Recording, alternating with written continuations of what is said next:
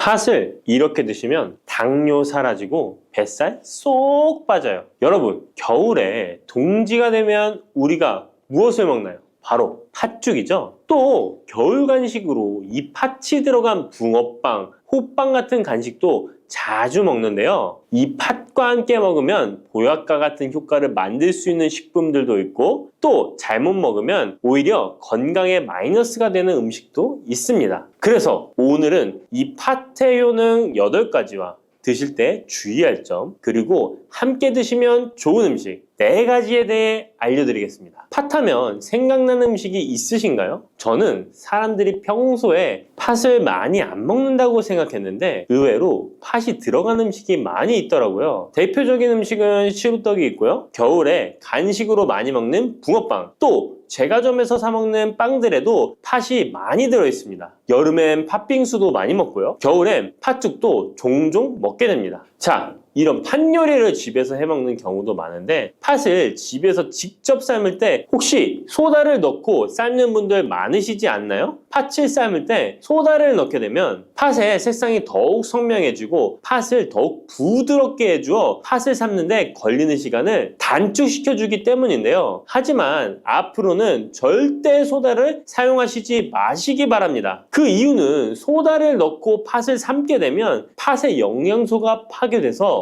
팥에 좋은 성분을 먹을 수 없게 되기 때문인데요. 자, 그래서 어떻게 팥 요리를 하는 게 좋은지 알려드릴게요. 팥을 삶을 때 먼저 흐르는 물에 깨끗이 세척해서 이물질을 제거해 주시고요. 물에 담가 약 4시간 정도 불려주십니다. 그렇게 불린 팥을 물에 넣어 삶아주면 붉은색의 팥 삶은 물이 생기잖아요. 바로 이 팥을 삶은 물이 건강에 정말 좋다는 사실 알고 계셨나요? 그 이유는 팥에 들어있는 사포닌이라는 성분 때문입니다. 간혹 팥 삶은 첫물에는 팥에 독소가 있어서 버려야 한다는 분들이 계신데요. 이는 잘못된 정보입니다. 왜냐하면 팥 삶은 첫물에 사포닌 성분이 가장 많이 들어있기 때문에 이걸 버리지 마시고 따로 담가 두었다가 하루에 1~2잔씩 차로 드시면 좋습니다. 자, 그럼 이제 팥의 구체적인 효능에 대해 말씀드릴 건데, 첫 번째는 혈관 건강에 많은 도움이 된다는 것입니다. 앞에 말씀드린 팥물은 혈관 청소부라는 별명이 있을 정도로 혈관을 깨끗하게 해주는 효능이 있습니다. 그 이유는 팥에 함유된 강력한 항산화 성분인 안토시아닌이 혈관 내 활성산소를 제거해줘서 혈관 세포 손상을 예방해주기 때문입니다. 또한 안토시아닌은 혈관 내의 염증을 줄여줘서 염증성 질환에도 좋은 효과가 있고요. 나쁜 콜레스테롤 수치를 줄여주는 효과가 있어서 고지혈증을 예방하며 심장질환의 위험도 줄이는데 큰 도움을 줄 수 있습니다. 이뿐 아니라 조선시대 기록에 보면 이 팥물로 세안을 했다는 기록이 있는데요. 팥물로 세안을 하면 피부의 노폐물을 제거하는 데 좋고 피부를 맑고 건강하게 해준다고 합니다. 비누가 없던 시절에 피부 건강을 위해 사용했던 선조들의 지혜가 정말 놀랍지 않나요? 당뇨병의 개선에 도움을 준다는 것입니다. 2014년에 발표된 한 연구에서 팥을 섭취하는 것이 2형 당뇨병 환자의 혈당 수치와 인슐린 저항성을 개선하는데 도움이 되는 것으로 보고가 됐습니다. 이 연구에서는 4주 동안 매일 팥을 섭취한 결과 당뇨 환자들의 공복 혈당 수치가 무려 평균 19.5% 감소하였고 인슐린 저항성 또한 줄어든 것으로 나타나서 당뇨가 있거나 당뇨 예방이 필요하신 분들은 꼭 팥을 꾸준히 드셔보시기 권해드립니다. 세 번째 팥의 효능은 몸의 부종을 제거하고 다이어트에 도움을 주는 것입니다. TV에서 연예인들이 이 팥으로 다이어트를 해서 효과를 봤다고 했던 적도 있었고요. 한의학 책 중에 본초 강목에 보면 팥을 오랫동안 먹으면 여위고 마르기 때문에 살찐 사람이 먹는 것이 좋다라는 내용이 나옵니다. 그래서 한의원에서 다이어트 처방을 할 때도 팥을 쓰는 경우가 많이 있는데요. 그 이유는 바로 팥에 들어있는 칼륨 때문입니다. 팥에는 쌀의 10배 이상, 바나나에 약 4배 이상의 칼륨이 들어있는데요. 이 칼륨이 몸 안에 나트륨 배출을 도와서 당뇨 환자들의 신장 부담을 줄여주고 혈압 상승을 억제해주는 효능이 있고요. 또한 이뇨작용이 있어서 이를 통해 부종을 줄여줄 수가 있습니다. 그래서 우리가 보통 물살이라고 부르는 잘 부으면서 살이 찌는 분들은 다이어트에 이 팥을 이용하시면 효과를 볼 수가 있습니다. 그래서 그에 대한 연구 결과도 있었는데요. 시험지에 팥 추출물을 먹였더니 근육 손실 없이 체지방 함량이 30% 이상 줄었고 몸무게도 37%나 감소했다고 합니다. 사람과 똑같을 수는 없지만 분명히 팥이 체중 감량에 도움이 된다는 결과라고 볼 수가 있습니다. 네 번째, 팥의 효능은 변비를 개선하는 데 도움을 주는 겁니다. 팥에는 사포닌뿐 아니라 많은 식이섬유가 들어있기 때문인데요. 사과에 비해서 약 10배나 많은 식이섬유가 들어있습니다. 그래서 팥을 섭취하게 되면 이 식이섬유가 장 운동을 활발히 하고 대변을 부드럽게 만들어 배변을 원활하게 해줄 수 있고요. 또한 이 식이섬유는 장에 있는 유익균들에게 풍부한 먹이를 제공해주기 때문에 장내 유익균의 증식에도 직접적으로 효과를 줍니다. 이를 통해서 장의 전반적인 환경을 좋게 바꿔줄 수가 있고 이것은 몸의 면역력 향상과도 연결되어 있기 때문에 우리가 프로바이오틱스를 복용할 때도 팥을 함께 드셔보면 그 효과가 커지는 것을 느끼실 수가 있을 겁니다. 다섯 번째 팥의 효능은 탈모 예방에 도움을 준다는 것입니다. 나이가 들면서 머리숱이 점점 없어져 고민하시는 분들 정말 많은데요. 팥과 함께 천연 탈모약이라 불리는 수수를 함께 드신다면 탈모 예방에 큰 도움을 받을 수 있습니다. 그 이유는 바로 팥과 수수에 들어있는 비오틴이라는 성분 때문인데요. 이 비오틴은 모발의 모공에서 자라는 단계부터 필요하고 손상된 머릿결이 재생되는 데까지 관여하는 정말 중요한 성분입니다. 건강한 머릿결을 만드는데 꼭 필요한 성분이라고 할 수 있습니다. 비오틴이 몸속에서 부족한 현상이 나타나면 머리카락이 얇아지면서 많이 빠지게 되고 또한 두피가 건조해지고 가려움증이 생기면서 탈모를 가속화할 수 있습니다. 그런데 팥에는 이 비오틴뿐 아니라 모발 성장에 도움이 되는 아미노산이 풍부하고 수수에는 미네랄 성분이 풍부하여 머리카락을 건강하게 유지하는 데 직접적으로 도움을 주게 되고요. 또한 팥과 수수에 함유된 항산화 물질들이 머릿결을 상하게 하는 자유 라디칼 성분을 중화해 주어 머리카락 건강에 큰 도움을 주는 것입니다. 여섯 번째 팥의 효능은 우리나라 사람에 꼭 필요한 탄수화물 소화를 돕는다는 것입니다. 이는 팥에 함유되어 있는 비타민 B의 역할 때문인데요. 비타민 B는 탄수화물, 단백질, 지방을 에너지로 변환하여 우리 몸을 충전해주는 역할을 합니다. 또한 신경 전달 물질인 뉴로트랜스미터의 합성에 관여해 뇌신경을 건강하게 하는 데에도 도움을 줍니다. 팥을 잘 섭취하면 뇌를 건강하게 해주어 치매 예방에도 도움이 되는 것입니다. 자, 앞에서 팥과 함께 먹으면 좋은 음식이 수수가 나왔는데요. 하나 더 말씀드릴게요. 바로 호박입니다. 호박은 기본적으로 여러 영양성분이 풍부하지만 호박에는 비타민 B가 없어서 호박과 팥을 함께 드시면 서로의 부족한 부분을 채워줄 수가 있고요. 또한 호박에도 소화 기능을 개선해주는 기능이 있어서 팥과 함께 드시면 시너지 효과가 있고요. 그리고 팥처럼 호박에도 이뇨작용이 있는데요. 팥과 호박의 이뇨작용은 과정이 약간 다릅니다. 팥은 몸속의 부종, 노폐물과 독소를 빨아들여서 배출하는 이뇨작용을 하는 것이고요. 호박은 신장에서 만들어지는 호르몬의 분비를 억제하여 이뇨작용을 촉진하게 되는데 이렇게 되면 신장에 과다하게 축적되는 수분을 배출하는 역할을 해줄 수가 있어서 더 도움이 될 수 있습니다. 일곱 번째 팥의 효능은 빈혈을 개선하는 데 도움을 주는 것입니다. 보통 우리 몸에 철분이 부족해지면 빈혈 증상이 나타나죠. 빈혈로 인해 어지러움, 두통, 체력 저하 등의 증상이 나타나게 되는데 팥에는 앞에서 얘기한 단백질, 식이섬유, 칼륨, 비타민, 비오틴뿐만 아니라 바로 칼슘과 철분 또한 풍부합니다. 팥에 함유된 철분의 함량이 우유의 약 100배나 된다는 사실 알고 계셨나요? 그래서 팥을 드시면 철분 부족으로 인한 빈혈을 개선하는데 도움이 되기 때문에 빈혈이 있으신 분들은 꼭 기억하시면 좋겠습니다. 여덟 번째 팥의 효능은 스트레스를 줄여주는데 도움을 준다는 것입니다. 팥에 함유된 비타민 B가 신경계를 안정화시켜주는 효과가 있어서 스트레스로 오는 증상들을 줄여줄 수가 있고요. 또 팥에는 마그네슘의 함량도 높은데요. 마그네슘 또한 신체의 스트레스 반응을 조절하는 데 중요한 역할을 합니다. 팥 속에 들어있는 마그네슘을 통해서 스트레스로부터 몸이 회복되는 데 도움을 받을 수가 있습니다.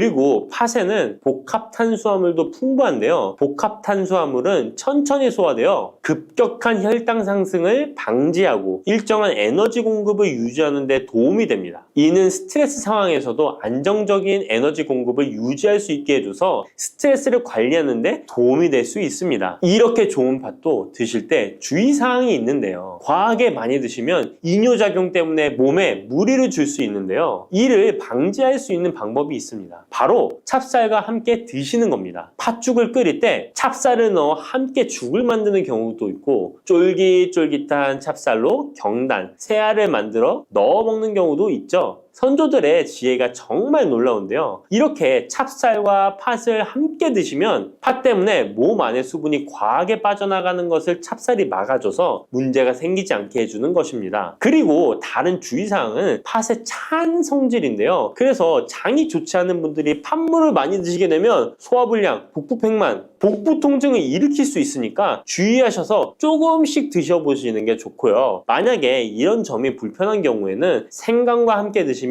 그 불편함을 줄일 수가 있습니다. 생강의 따뜻한 기운이 팥의 차가운 기운을 중화시켜줘서 장에 무리를 덜 주게 되고요. 그리고 팥에는 항암 효과가 뛰어난 안토시아닌이 풍부한데 생강에도 생강의 매운맛을 내는 진저롤과 쇼가올 성분이 몸속의 발암물질을 제거해주는 효과가 있어서 함께 드시면 상승 효과를 볼 수가 있습니다. 그리고 이때 생강을 쪄서 말려서 드시면 이런 효과가 약 10배 정도 증가된다고 하니까 꼭 기억하시면 좋겠습니다. 블루베리는 세계 10대 건강식품에 들어갈 만큼 우리 몸을 건강하게 하는데 도움이 되는 과일입니다. 최근 10년간 소비량이 가장 많이 늘어난 과일이기도 한데요. 특히 50대 이상에서 급속도로 섭취량이 늘어나고 있습니다. 이렇게 섭취량이 급속도로 올라가고 있는 이유는 블루베리가 먹기에도 편하고 건강에도 좋다고 알려져 있기 때문인데요. 냉동 블루베리의 판매량도 함께 증가하고 있습니다. 냉동 블루베리를 씻지 않고 그냥 드시는 분들이 많아지고 있는데요. 누구는 그냥 먹어도 된다. 어떤 사람은 반드시 씻어서 먹어야 된다. 의견이 분분합니다. 영상을 통해서 블루베리를 먹는 방법과 블루베리의 효능, 함께 먹으면 안 되는 음식과 함께 먹으면 좋은 음식까지 블루베리에 대한 모든 것 알려드리겠습니다. 먼저 냉동 블루베리 씻어야 되느냐 그냥 먹어도 되느냐 완벽하게 정리해드리겠습니다. 결론부터 말하자면 씻어서 드시는 것이 안전하다입니다. 먼저 냉동 블루베리를 구입하셨다면 식품의 유형을 확인하시기 바랍니다. 식품의 유형에 과체 가공품이라고 적혀 있다면 씻어서 냉동한 블루베리이기 때문에 그냥 드셔도 되긴 합니다. 그런데 식품 유형에 농산물이라고 표기되어 있다면 이것은 씻지 않고 냉동되어 유통된 블루베리이기 때문에 반드시 씻어서 드시는 것이 좋습니다. 그런데 간혹 식품의 유형이 표기되어 있지 않은 제품들도 있는데요. 이런 제품도 씻어서 드시는 게 좋겠죠? 2022년 한국소비자연맹에서 현재 시중에서 판매되고 있는 냉동과일, 블루베리, 망고, 딸기 등의 제품을 선정하여 안정성 평가를 했는데요. 과체 가공품 같은 세척과일 제품에서 미생물, 잔류농약, 곰팡이, 독소 등의 검사에서 규격 기준에는 적합하긴 했지만 미생물과 잔류농약이 검출된 제품들도 있었습니다. 이 자료를 바탕으로 한다면 냉동 블루베리 제품도 이미 씻어서 유통이 되고 있다고 할지라도 한번 씻어서 드시는 것이 좋겠습니다. 블루베리를 씻는 방법은 흐르는 물에 30초 정도만 씻어주면 되는데요. 깨끗이 씻는다고 블루베리를 물에 오래 담가두거나 흐르는 물에서도 오래 씻으면 안 됩니다. 블루베리에 함유된 안토시아닌 성분은 수용성이기 때문에 영양소가 다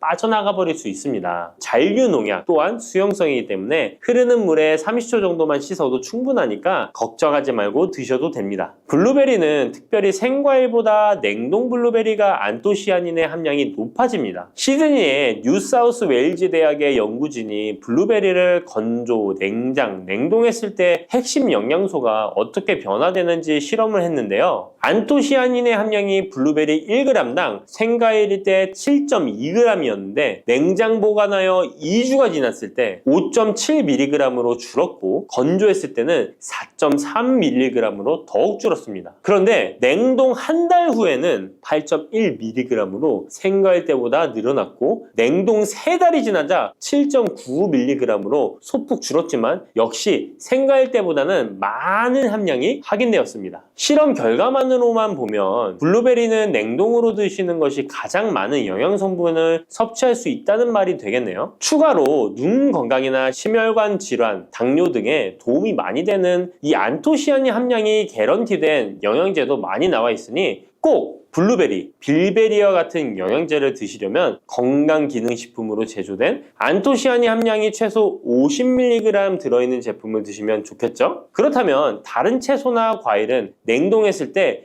핵심 영양소의 함량이 어떻게 될까요? 영양소에 따라 보존력이 강한 것도 있고 약한 것도 있는데요. 딸기의 한 종류인 라즈베리는 폴리페놀이 핵심 영양소인데요. 생과일 때보다 냉동일 때 킬로그램당 폴리페놀의 함량이 100mg 정도 상승하는 것으로 나타났습니다. 당근의 경우에는 핵심 영양소가 베타카로틴인데요. 냉동 보관했을 때 3개월이 지나면 베타카로틴의 함량이 현저히 감소하는 것으로 확인되었습니다. 이렇듯 냉동 채소, 냉동 과일은 핵심 영양 성분에 따라 함량이 높아질 수도 있고 낮아질 수도 있습니다. 냉동 블루베리를 구입하셔서 보관할 때는 주의할 사항이 있습니다. 판매되는 냉동 블루베리는 대량으로 포장되어 있는데요. 한 번에 드실 수 없는 양이죠. 냉동 블루베리는 해동해서 드시게 되면 녹으면서 안토시아닌까지 함께 녹아 나오기 때문에 냉동실에서 꺼내 바로 드시는 것이 좋습니다. 혹시나 해동이 되었다면 다시 냉동하시면 안 됩니다. 해동이 되면서 미생물이 증식을 하게 되며 그 상태로 냉동을 하면 미생물까지 함께 냉동이 되고 그것을 드시게 되면 복통, 설사를 유발할 수 있습니다. 자, 이제 블루베리의 효능에 대해 알아보겠습니다. 블루베리의 핵심 영양소인 안토시아닌은 폴리페놀의 일종으로 식물에 많이 함유된 청자색을 띠는 성분인데요.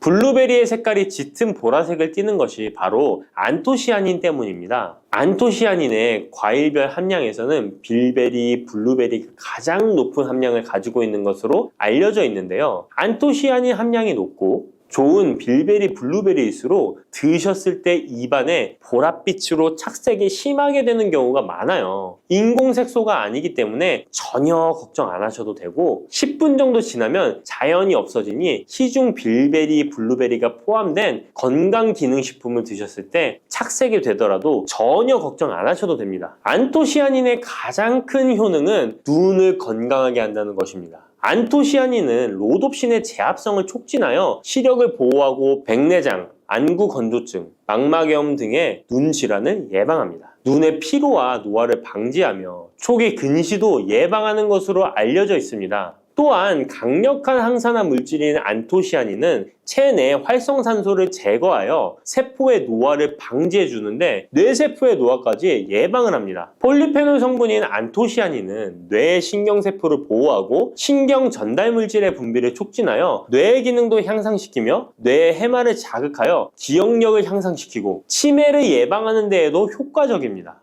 테로스틸벤 성분이 뇌의 신경 전달 물질인 도파민과 노르에피네프린의 분비를 촉진하여 집중력을 향상시키는 데에도 도움을 주는 것으로 알려져 있습니다. 간단히 말하자면 블루베리를 꾸준히 섭취하시면 기억력, 집중력을 향상시키고 치매를 예방하는 데에도 조금이나마 도움을 줄 수 있다는 것이에요. 또한 활성산소를 제거하는 안토시아닌은 피부 미용에도 좋은 효능을 발휘하는데요. 피부 노화를 방지할 뿐만 아니라 염증을 제거하고 억제하는 효과도 있어서 여드름, 피부를 개선하는 데에도 도움이 됩니다. 또한 비타민과 미네랄이 풍부하여 피부를 건강하게 유지하고 풍부한 안토시아닌과 비타민C는 피부의 수분을 유지하는 데 도움을 주어 주름을 예방하고 피부톤을 밝게 하는 데에도 도움을 줍니다. 그리고 풍부한 식이섬유는 장의 운동을 촉진시켜주고 장내의 노폐물을 흡착하고 배출시켜 피부 트러블을 개선하는 효과도 있습니다. 나이가 들면서 머리숱도 많이 줄어들게 되어 탈모로 걱정하시는 분들도 늘어나는데요. 블루베리는 탈모 예방에도 효과적이에요. 블루베리의 안토시아닌은 튼튼한 모발이 자라날 수 있도록 모낭세포를 자극해주고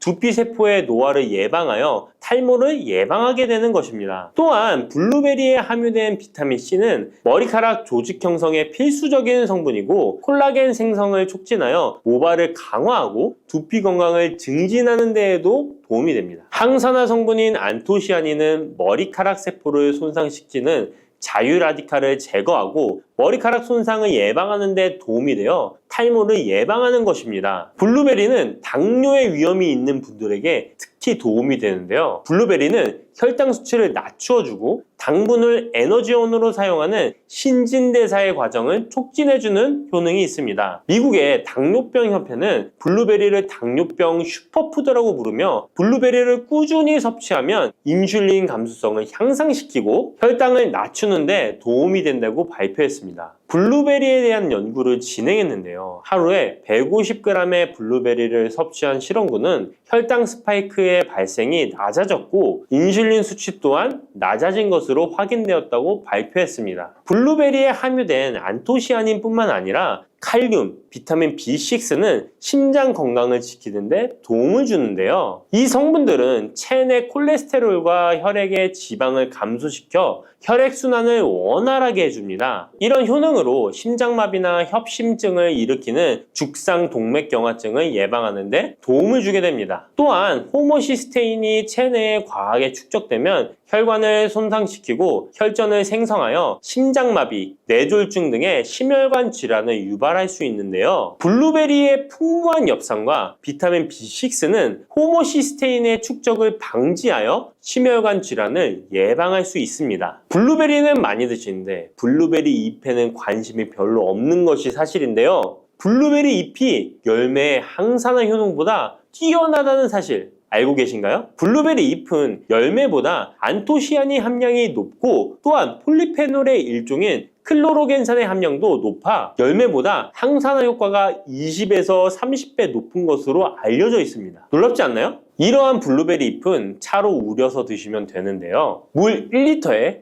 잎 4g을 넣고 10분 정도 끓인 후에 식혀서 드시면 됩니다. 블루베리가 새콤달콤한 맛이 난다면 블루베리 잎차는 구수한 맛이 나는 것이 특징입니다. 이렇게 좋은 블루베리도 함께 먹으면 안 되는 음식이 있는데요. 바로 우유입니다. 깜짝 놀라지 않으셨나요? 보통 냉동 블루베리를 우유와 함께 믹서기에 갈아서 주스로 많이 드시는데요. 이렇게 되면 블루베리의 영양소가 파괴됩니다. 국제의학 바이오 저널의 연구에 따르면 블루베리의 폴리페놀 성분과 우유 단백질의 친화성 때문에 블루베리와 우유를 함께 먹게 되면 블루베리의 항산화 성분이 대부분 파괴된다고 발표했습니다. 그리고 우유에 함유된 칼슘은 블루베리의 안토시아닌과 만나면 칼레이드화 되는데요. 이것은 둘이 결합하여 덩어리를 만든다는 것입니다. 이렇게 덩어리가 된 물질은 불용성 침전물로서 체내에서 녹거나 흡수되지 않고 몸 밖으로 배출되게 됩니다. 이 과정에서 체내에 머물며 소화되지 않기 때문에 위와 장에 큰 부담을 주게 됩니다. 이 때문에 블루베리와 우유를 자주 섭취하시거나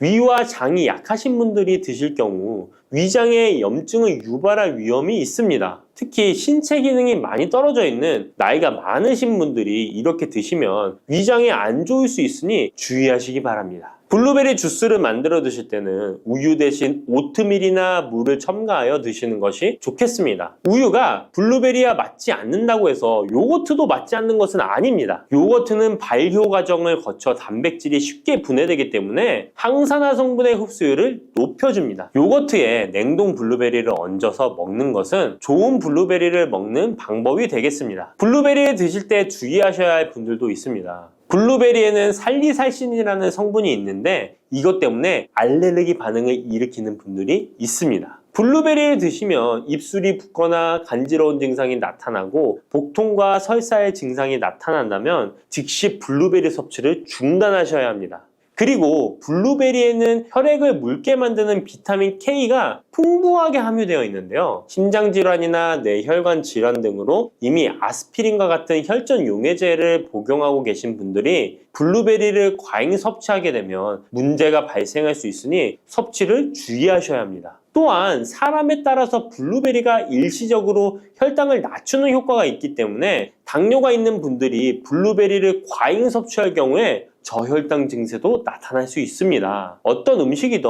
각자 자신의 체질에 맞게 드시는 게 가장 좋겠습니다. 미역과 이것 함께 드시면 당뇨가 사라지고 치매가 예방됩니다. 평소 무심코한 이 행동 때문에 암과 치매에 걸릴 수 있습니다. 미역에는 풍부한 영양 성분이 있어 당뇨 예방, 골다공증, 심혈관 질환 예방, 암 예방 등 다양한 효능을 갖고 있기도 하죠. 그렇다면 미역은 어떻게 먹어야 암과 치매에 안 걸리고 우리 몸을 건강하게 만드는 보약이 될 수 있을까요? 미역국 끓일 때 고소한 들기름에 미역을 달달 볶아서 끓여 먹으면 정말 맛있잖아요. 그런데 절대로 미역을 볶을 때 들기름을 넣고 조리하시면 안 됩니다. 들기름은 오메가3 지방산과 혈관의 콜레스테롤을 제거하고 노폐물을 배출하여 혈관을 건강하게 해줍니다. 또한 동맥경화를 방지하여 심혈관 질환을 예방하고 뇌신경을 활발하게 하여 치매 예방에도 좋은 효능이 있습니다. 그런데 들기름은 다른 점이 낮아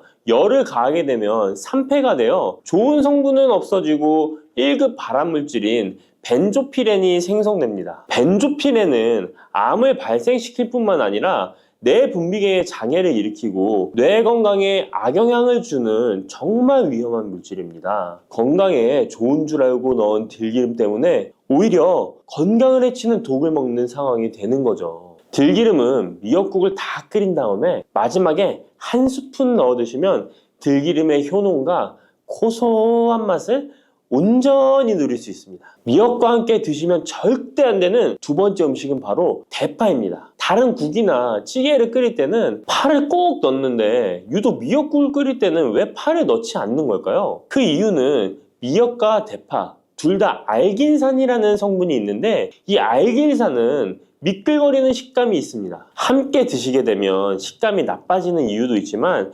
식감보다도 더 중요한 이유가 있습니다. 대파에는 인과 유황 성분이 있는데요. 미역과 대파를 함께 드시게 되면 대파 안에 인과 유황 성분 때문에 미역에 함유된 칼슘의 흡수를 방해받게 됩니다. 미역에는 칼슘이 엄청나게 많이 들어있는데요. 미역에 함유된 칼슘의 함량은 100g당 960mg이고요. 우유에 함유된 칼슘의 함량은 100g당 105mg입니다. 우유보다 9배 정도나 더 많다는 것이죠. 성인 기준 하루 칼슘의 권장 섭취량이 600mg에서 700mg 정도인데요. 미역국을 한 그릇만 드셔도 충분히 섭취하실 수 있는 양입니다. 우유를 소화 못 시키는 분들이 칼슘을 섭취하기 위해서는 미역이 정말 좋은 식품이 되는 거죠. 이렇게 많은 칼슘은 우리 몸의 뼈를 튼튼하게 해주고 골다공증 예방에 도움을 주는데요. 이 골다공증 예방은 50대 이후의 여성분들에게는 정말 중요한 효능입니다. 골다공증으로 인해 골반뼈가 골절이 될 경우에 65세 이상은 30%가 1년 내에 사망하고 80세 이상은 50%가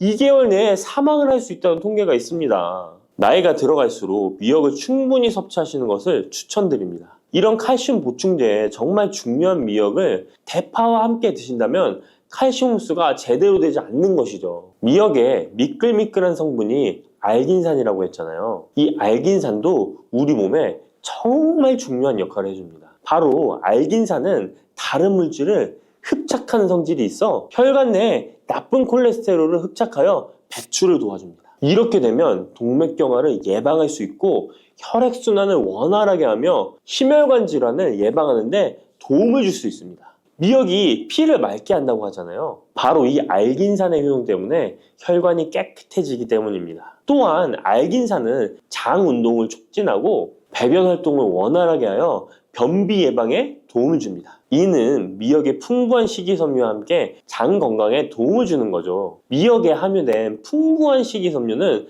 당뇨 예방에 탁월한 효능을 발휘하는데요. 국립보건원에서 장년층 7,400명을 대상으로 추적 조사를 해봤는데 해조류를 전혀 먹지 않는 사람과 매일 미역국 반 그릇 이상의 해조류를 섭취한 사람의 당뇨병 발생 위험도를 조사했는데 하루에 미역국 반 그릇 이상 먹는 사람이 해조류를 전혀 먹지 않는 사람에 비해 당뇨병 발생 위험도가 20%가 낮았습니다. 미역의 풍부한 식이섬유는 급격히 오르는 혈당을 막아주는데요. 식이섬유가 소화의 속도를 늦춰주고 인슐린의 분비를 조절해주기 때문입니다. 식이섬유는 포만감을 높여주고 칼로리가 낮아 식사량을 조절하는 데 도움을 주고 체내에 노폐물과 독소를 배출하여 체중을 감량하는 데도 도움을 주어 다이어트 식품으로도 많이 활용되고 있습니다. 미역국은 또 아이를 출산한 산모들이 반드시 먹는 음식인데요. 미역의 풍부한 요오드는 출산 후 늘어난 자궁을 수축시켜주는 데 도움을 주며 모유가 잘 나오도록 도와줍니다. 또한 요오드는 피를 멎게 하여 상처를 빨리 아물게 하는 역할도 해줍니다. 칼슘과 철분이 풍부하여 출산 후에 흥분된 신경을 안정시켜주고 혈액의 생성을 도와 산모의 빈혈 예방에 도움을 주게 됩니다.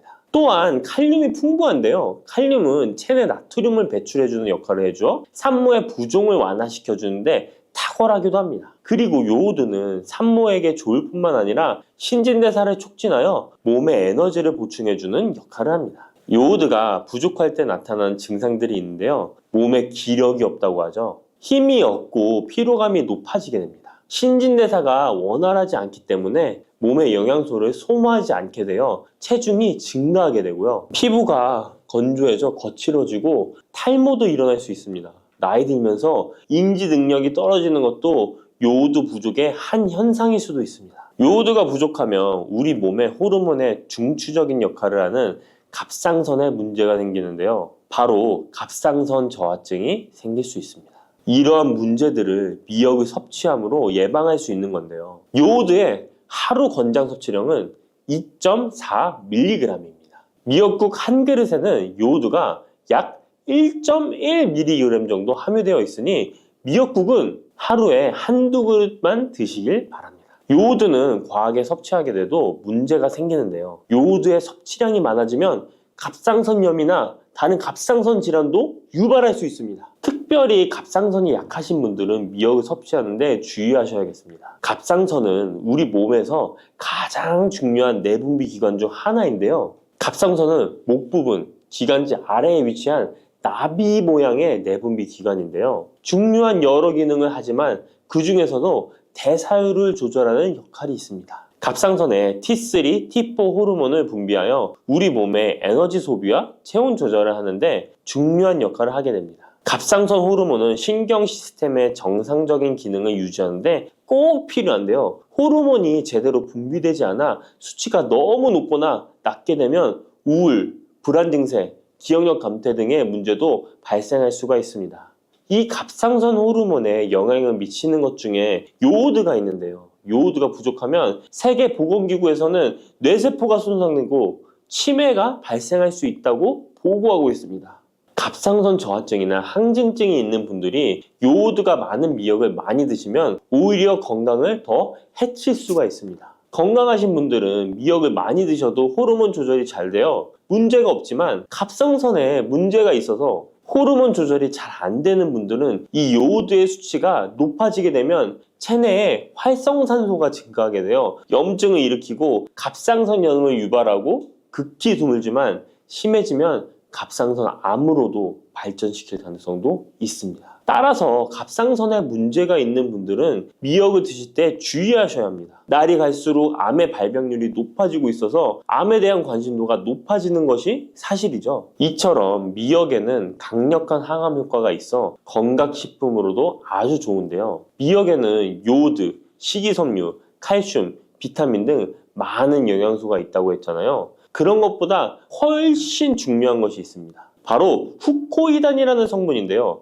이 성분이 바로 강력한 항암 작용을 한다고 알려져 있습니다. 후코이단 성분은 미역의 줄기보다 미역귀에 7배나 많이 들어있어 요즘에 미역귀가 항암식품으로 많이 알려져 있습니다. 이 후코이단은 암세포가 스스로 사멸되도록 유도하는 효능이 있습니다. 이러한 효능으로 암세포가 생기는 것을 막아주고 전이 되는 것도 방치할 수 있는 거죠. 후코이다는 특히 폐암, 간암, 대장암, 유방암, 백혈병에 효능이 좋다고 입증된 논문들이 발표되기도 했습니다. 후코이다는 항암 작용 외에도 콜레스테롤 혈관에 흡착되지 않도록 막아주고 혈류를 원활하게 해주어 혈관을 건강하게 해주는 역할을 해줍니다. 이렇게 혈관을 깨끗하게 해주어 뇌졸중과 뇌경색, 심근경색 등의 심혈관 질환도 예방할 수 있습니다. 미역귀와 함께 토마토를 드시면 항암 효과를 극대화할 수 있는데요. 토마토가 채소의 왕으로 불리며 우리 몸에 정말 좋다는 사실 알고 계시죠? 토마토에는 라이코펜이라는 항산화 성분이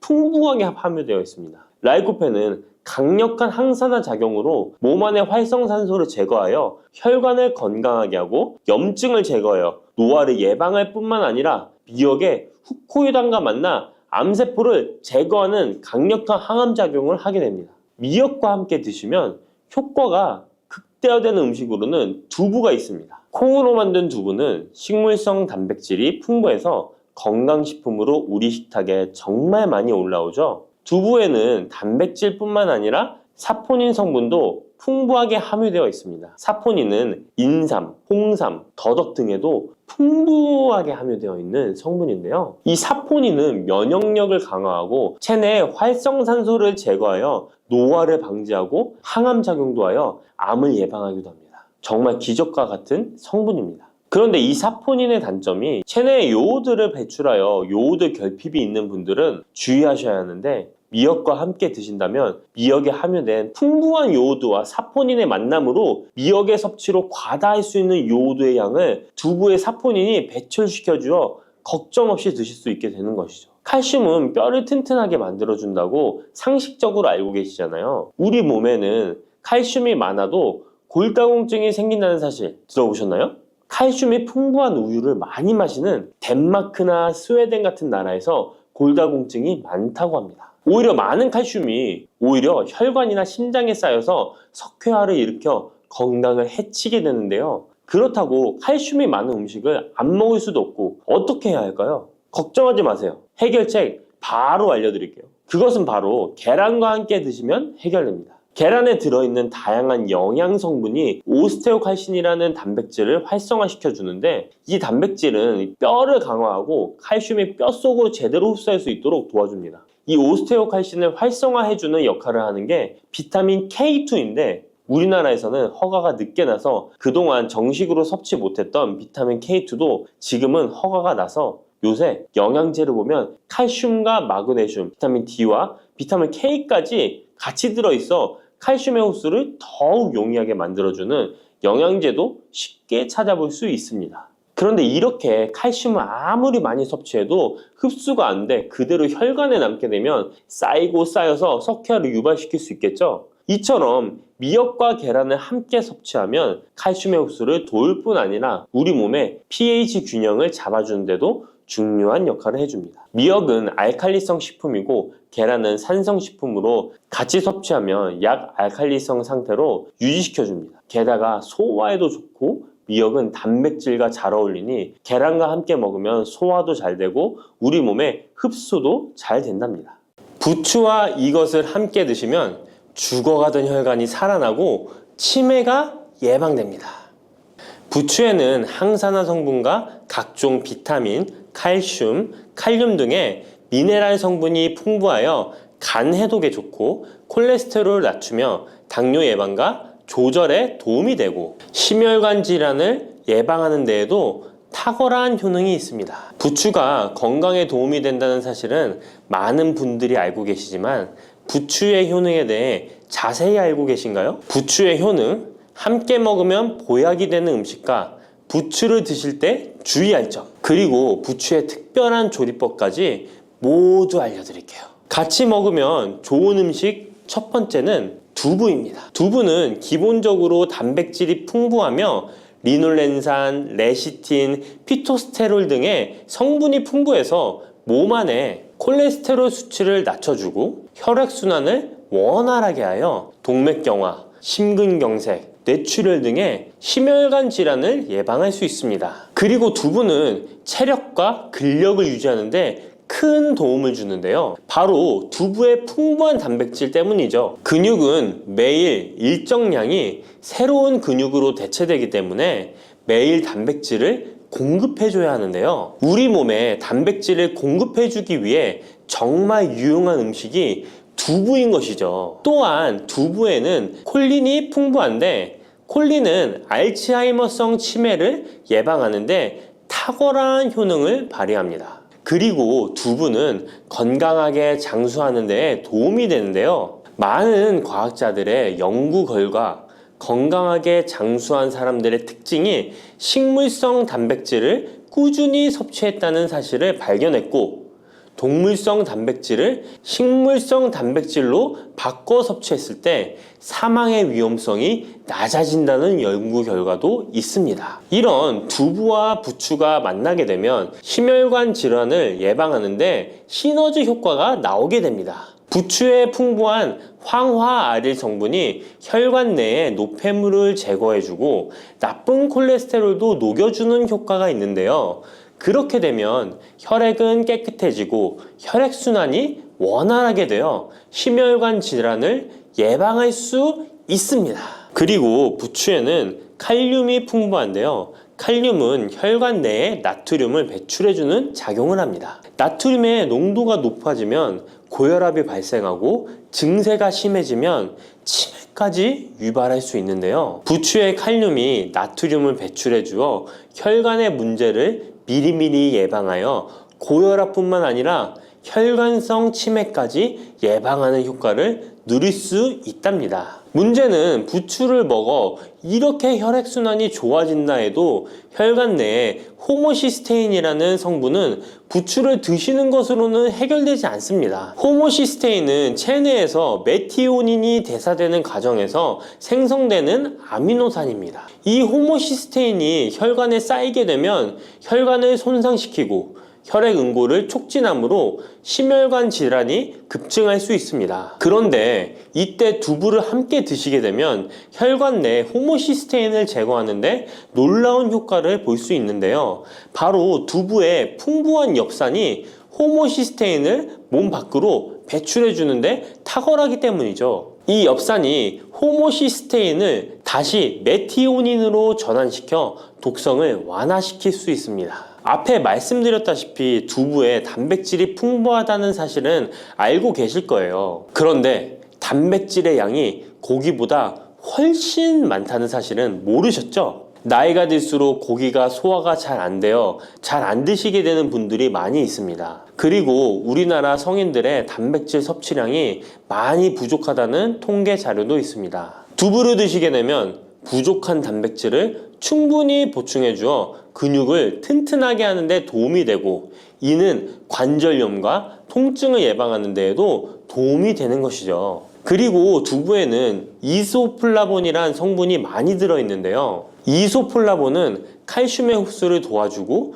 뼈에서 칼슘이 빠져나가는 증상까지 막아주는 효능이 있습니다. 이런 효능으로 노년기 골다공증을 예방하는 데 큰 역할을 해줄 수 있죠. 다만 이런 두부는 찬 성질을 가지고 있어 몸이 찬 분들이 드시면 소화가 잘 안 될 수 있는데요. 부추와 함께 드시면 이런 문제를 해결할 수 있습니다. 부추는 따뜻한 성질을 가지고 있기 때문에 두부의 찬 성질을 중화시켜 줄 수 있습니다. 그럼 두부와 부추를 함께 드시는 방법 알려드릴게요.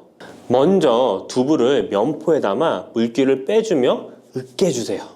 으깬 두부와 잘게 썬 부추에 계란을 넣어 반죽을 해줍니다. 그리고 달궈진 팬에 기름을 넣어 주시는데요. 이때 기름은 오메가3가 풍부한 올리브유나 들기름을 사용해 주세요. 반죽을 넣고 잘 부쳐주면 두부 부추전이 완성됩니다. 두 번째, 부추와 함께 먹으면 보약이 되는 음식은 사과입니다. 부추를 사과와 함께 드시게 되면 사과의 풍부한 항산화 물질들이 혈관을 보호하고 유기산이 우리 몸의 신진대사를 촉진해 주어 몸속에 생성되는 발암 물질들을 몸 밖으로 빠르게 배출시켜 줍니다.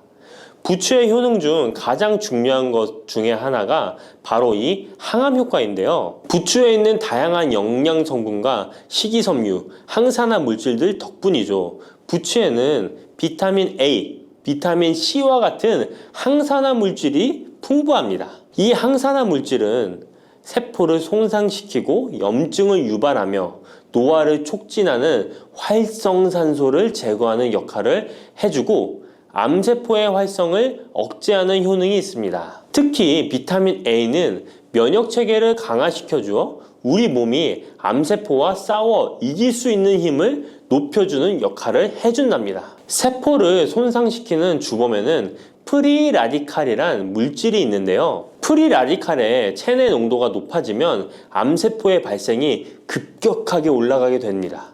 이런 나쁜 물질을 부추의 비타민 C와 비타민 E가 제거해 주어 암을 예방하는 효과가 있다는 것이죠. 그리고 부추와 사과에는 수용성 식이섬유가 많이 들어있는데요.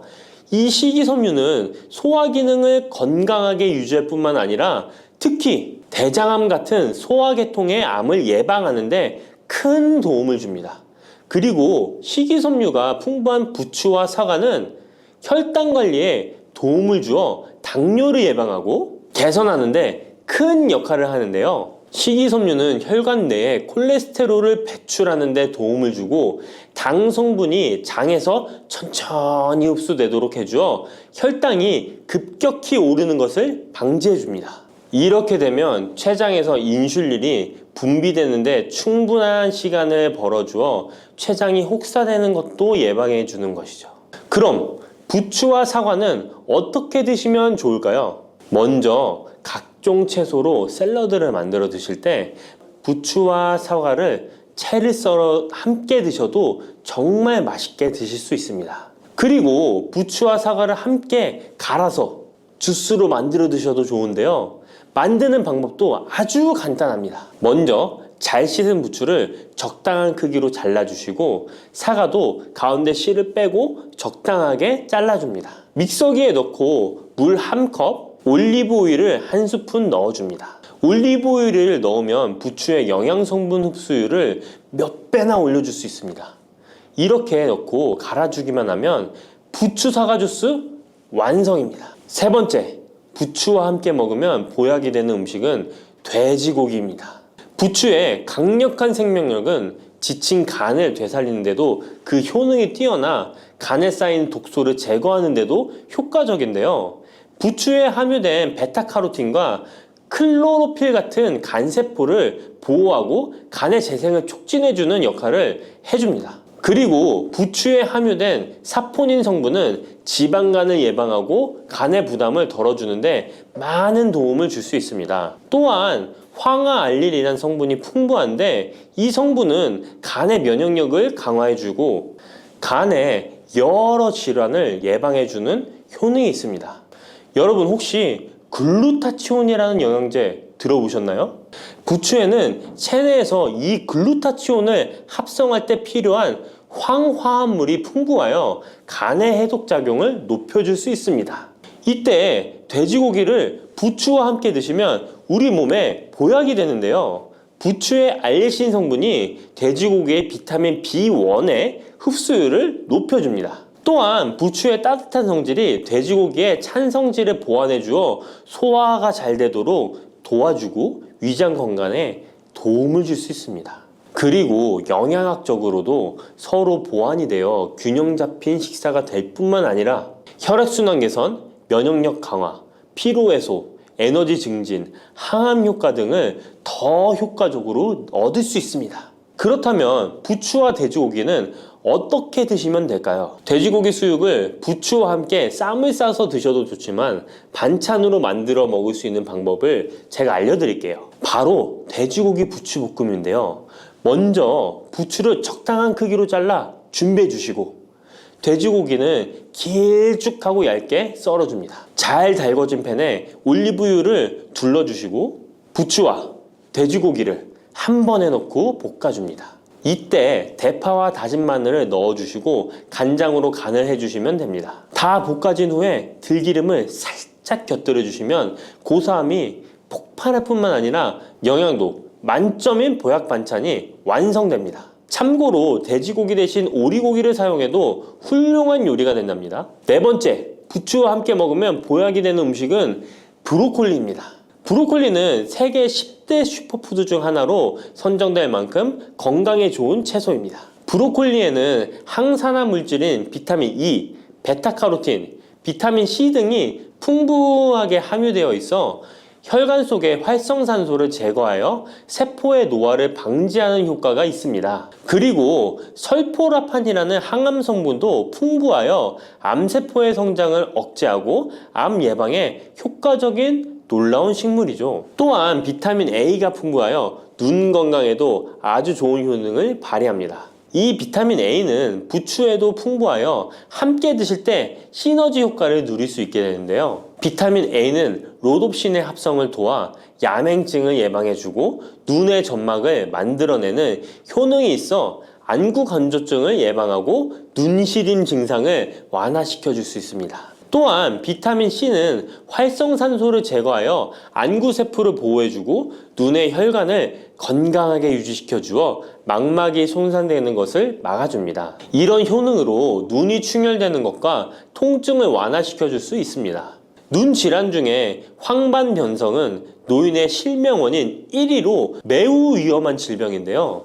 부추와 브로콜리에 풍부하게 들어있는 비타민 E가 예방해 줄 수 있습니다. 황반변성은 안구의 급격한 노화로 인해 발생하는데 비타민 E가 노화를 막아주는 효능이 있어 황반변성을 예방하는 데 도움을 줍니다. 이 비타민 E는 비타민 C, 비타민 A와 함께 먹을 때 우리 몸에서 흡수율이 올라가는데요. 그렇기 때문에 부추와 브로콜리를 함께 먹으면 눈을 건강하게 하는데 높은 시너지 효과를 가질 수 있습니다. 그렇다면 부추와 브로콜리는 어떻게 드실 수 있을까요? 지금 바로 함께 먹는 특급 조리 방법을 알려드릴게요. 잘 씻은 부추를 적당 크기로 잘라 준비하고 브로콜리는 송이를 나누어 끓는 물에 부추와 함께 살짝 데쳐줍니다. 데친 부추와 브로콜리는 찬물에 헹군 후에 물기를 제거합니다. 간장, 식초, 설탕, 다진 마늘, 참기름을 섞어 양념장을 만들어 부추와 브로콜리를 골고루 묻혀줍니다. 마지막으로 통깨를 뿌려주면 맛있는 부추 브로콜리 무침이 완성됩니다. 이렇게 몸에 좋은 부추도 주의해야 할 사항이 있습니다. 돼지고기와 함께 먹을 때는 좋지만 소고기와는 함께 먹지 않는 것이 좋습니다. 소고기는 부추와 비슷하게 따뜻한 성질을 가지고 있습니다. 부추와 함께 드시게 되면 뜨거운 성질이 강화되어 위와 장 등의 소화기관에 강한 자극을 주게 되어 소화불량을 일으키고 복통이나 설사를 유발할 수 있습니다. 너무 많이 드시게 되면 그 열로 인해 두통과 불면증까지 오는 경우도 있습니다. 그리고 신장 기능이 약하신 분들도 부추를 드실 때 주의하시는 게 좋은데요. 그 이유는 부추의 풍부한 칼륨 때문입니다. 칼륨이 몸속에 나트륨을 배출해주는 효능이 있지만 신장이 약하신 분들이 부추를 과하게 드시게 되면 많은 양의 칼륨이 몸에 들어오게 되고 약한 신장이 칼륨을 몸 밖으로 잘 배출해주지 못하게 됩니다. 그렇게 되면 고칼륨 혈증이 나타나 근육이 약화될 수 있고 심장 박동이 불규칙해질 수 있으며 심하면 호흡곤란을 초래하기도 합니다. 따라서 신장 질환이 있으신 분들은 몸 상태를 보면서 소량씩 드시는 게 좋겠습니다.